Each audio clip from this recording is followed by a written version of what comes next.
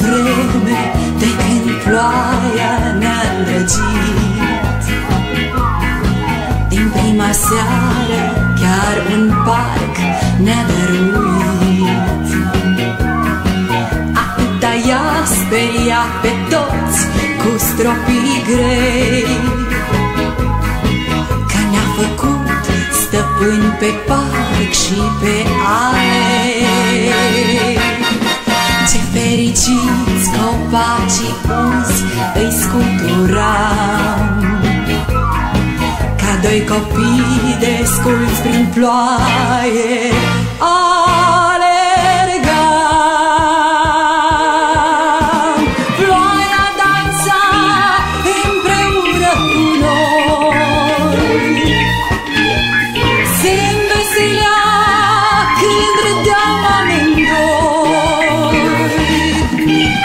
Ploaia vedea cum cuvintele mari locolim, dar pe fețe citea cât de mult ne iubim.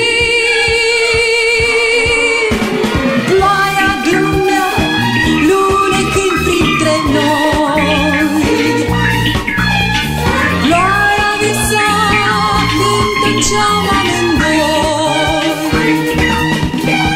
și ne șoptea că nimic nu-i prea mult, nici prea greu, dacă vrem dragostea să dureze mereu.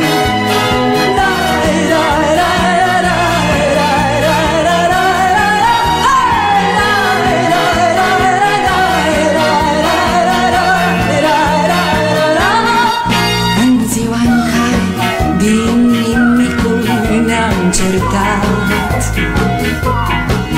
a fost o clipă când iubirea ne-am uitat, și pentru o vorbă drumul ni s-a despărțit. Dar ploaia caldă ne-a oprit și dojenit. Stropii grăbiți urmele pașilor ștergeau, de fericire ochii umezi surâdeau. Ploaia dansa împreună cu noi, se înveselea când râdeam amândoi. Ploaia vedea cum cuvintele mari locolim, dar pe fețe citea